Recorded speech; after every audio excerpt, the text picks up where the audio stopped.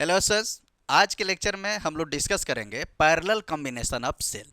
पिछले लेक्चर में series combination of cell complete कर लिए थे, जो कि लेक्चर चल रहा है कॉम्बिनेशन ऑफ सेल का, या उसी को ग्रुपिंग ऑफ सेल भी बोलते हैं।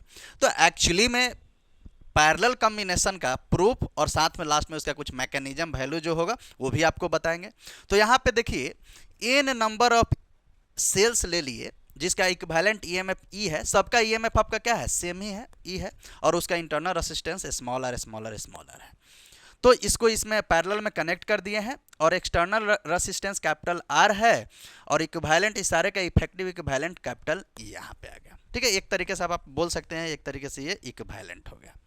ठीक है, इसमें जो करेंट्स का फ्लोमेंट्स है, जो इस डायरेक्शन में करेंट्स फ्लो हो रहा है, तो पूरे सर्किट के लिए जो करेंट्स का वैल्यू होता है, वी नो दैट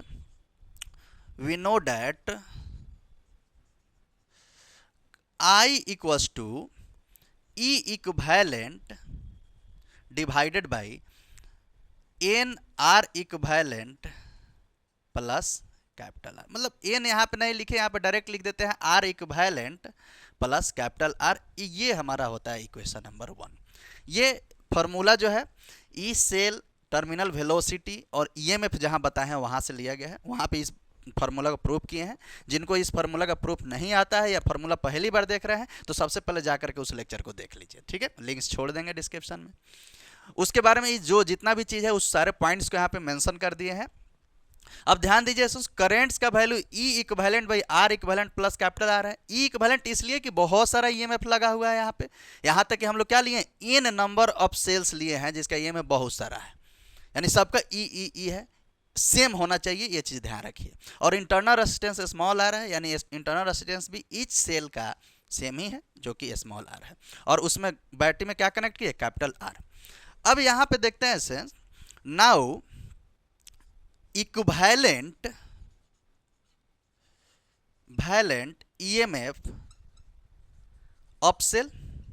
ठीक है, क्योंकि इस इक्वेशन में ई इक्विवेलेंट आर इक्विवेलेंट चाहिए, तो इक्विवेलेंट ईएमएफ ऑफ सेल यदि लेंगे, यहाँ बहुत सारे ईएमएफ ले लिए सेल का, तो बहुत सारा सेल है, तो उसका इक्विवेलेंट ईएमएफ हम लोग का क्या होगा, ये चीज काफ़ी बारीकी से ध्यान देना है। तो अगर हम इसमें बहुत सारे सेल का जो पैरेलल में कनेक्ट होते हैं जिसका इक्विवेलेंट ईएमएफ हमेशा ई ही होता है, कि देखिए सब जगह जो है आपका, देखिए ई का वैल्यू क्या हो रहा है, सब जगह यहाँ से करंट जाएगा तो सब जगह डिवाइड होगा, यानी ईएमएफ सबका जब इक्विवेलेंट लीजिएगा पैरेलल में, तो हमेशा ध्यान रखिए उसका वैल्यू ई के ही बराबर होता है। नाउ अब ई जब इक्विवेलेंट ईएमएफ देखे तो इक्विवेलेंट इंटरनल रेजिस्टेंस देखते हैं। इक्विवेलेंट इंटरनल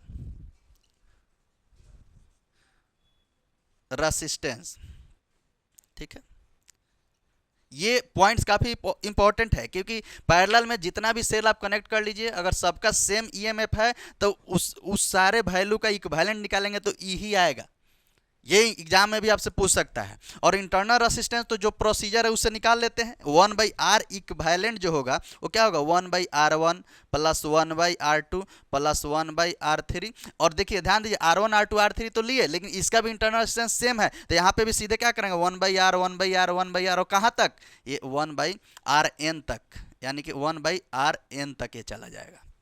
ठीक है, तो यानी इसका भी इक्विवेलेंट रेजिस्टेंस क्या हो गया, एन टर्म्स तक गया हुआ है, तो यानी कि पूरा का पूरा को हम डायरेक्ट लिख दे यहाँ पे एन तक, समझ लीजिए। अब इस पूरे का आर इक्विवेलेंट यदि निकालिएगा तो 1/R इक्विवेलेंट जो होगा वो N divided by capital R आ जाएगा। क्या आया सुन, N divided by capital R आ गया। अब यहाँ से आर इक्विवेलेंट निकाल लीजिए, तो आर इक्विवेलेंट का वैल्यू इसको पलटते हैं तो आर बाई एन आ गया। ये हमारा आर इक्विवेलेंट का वैल्यू भी निकल गया, आर डिवाइडेड बाई एन। तो सारे वैल्यू के इक्वेशन 1 में पुट करते हैं। The value of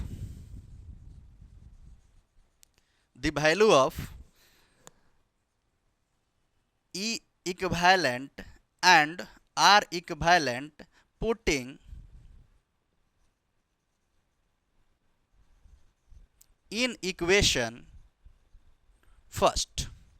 Now the equation becomes I equals to E equivalent, देखिए यहाँ पे रखेंगे जो कि E के बराबर है, डिवाइडेड बाई R इक्विवेलेंट कितना आया है, R बाई एन, यानी कि R बाई एन, और प्लस कैपिटल आर ले लेते हैं, तो यहाँ पे हो गया कैपिटल आर। ये हमारा इक्विवेलेंट ईएमएफ निकल के आ गया। ठीक है, इसको स्टार मार्क करके याद रखिए। सुन, पैरेलल में आई का वैल्यू ये होता है। कोई कोई इस क्वेश्चन सॉल्व कर लेगा, एलसीएम यहाँ पे एन को लेकर के एन को ऊपर भेज देंगे तो आई का जो वैल्यू है वो क्या निकल के आ जाएगा, ऊपर एन चला जाएगा तो n E divided by R plus capital N R. ये यहाँ पे जो है करेंट्स का वैल्यू, यानी दोनों बात एक ही है, दोनों में कुछ डिफरेंस नहीं है। बस ये वाला जो value E divided by R by n plus R, और उसी का एलसीएम यदि ले लिए तो एन इक्विवेलेंट डिवाइडेड बाई जो वैल्यू हमारा निकल के आया है, यहाँ से आपको ध्यान रखना है। ठीक है, तो आइए अब इसमें जो है जब ये दोनों फार्मूला आ गया तो इसमें दो केस बेस स्टडी होगा। सीरीज में भी बताए थे एज वेल एज यहाँ पैरेलल में भी आपको बताएंगे। क्या होगा सुन, यहाँ पे ध्यान दीजिए। पहला केस, अगर स्मॉल आर का वैल्यू, कैपिटल आर से लेते हैं, कैपिटल आर का वैल्यू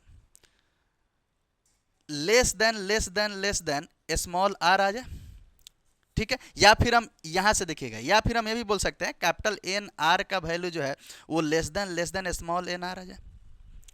ठीक है, तो अब स्मॉल आर का वैल्यू काफ़ी ज़्यादा है, यानी इंटरनल रेजिस्टेंस काफ़ी ज़्यादा है, लेकिन एक्सटर्नल रेजिस्टेंस छोटा है, तो यहाँ पे हम क्या बोलेंगे, जो एन आर जो है वो 0 के बराबर होगा। सिंपल सी बात है। तो यहाँ पे करेंट्स का वैल्यू क्या निकल के आएगा, देखिएगा, n E divided by n R तो 0 हो गया, तो बचा क्या, स्मॉल आर। ये केस हो गया, ध्यान देना है। सो पहला केस। दूसरा केस देखिए, कैपिटल आर का value greater than small R आ जाए, यानी एन आर का जो वैल्यू है वो ग्रेटर देन स्मॉल आर आ जाए। तो अब हम इसको क्या लिख सकते हैं, इसको लिख सकते हैं कि आर प्लस एन आर जो है वो बिकम्स क्या हो जाएगा, एन आर। आर प्लस क्या होगा, देखिए स्मॉल आर का वैल्यू काफ़ी छोटा है, तो इसको हम क्या लिख सकते हैं, कैपिटल आर।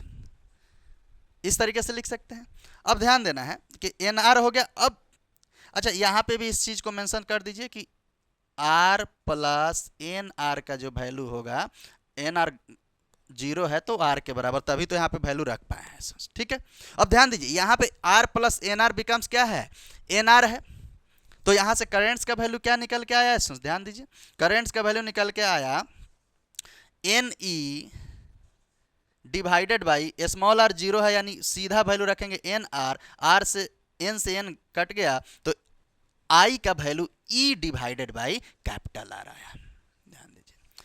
अब पहले सबसे पहले तो ये बताइए कि इसमें इफेक्टिव करंट कौन सा होगा, किस फार्मूला में करंट्स का वैल्यू मैक्सिमम होगा। तो साफ साफ देखिए यहाँ दिखाई दे रहा है कि जो एन से मल्टीप्लाई है जिस ईएमएफ में, बहुत सारा सेल होगा, तो अब इसलिए उससे निकलने वाला करंट्स को, सारा करंट्स उसमें क्या होगा, यहाँ पे मल्टीपल होगा। तो यहाँ पे ये फर्स्ट केस जो है, तो आई ये वाला केस जो है आपका इफेक्टिव है।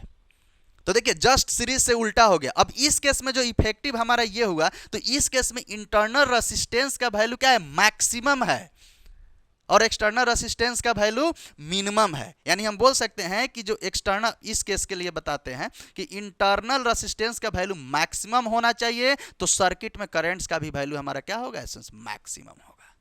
ठीक है, या अनदर वर्ड्स में आप ये भी बोल सकते हैं, कितने स्टूडेंट्स ये भी बोलेंगे सर एक्सटर्नल रेसिस्टेंस के केस में क्या बोलेंगे, तो कोई दिक्कत नहीं है स्टूडेंट्स, यहाँ पे एक्सटर्नल रेसिस्टेंस का वैल्यू मिनिमम होना चाहिए, तो करंट्स का वैल्यू ऑटोमेटिक मैक्सिमम होगा। बस इसी केस को आप ध्यान में रखें, क्योंकि यही इफेक्टिव है।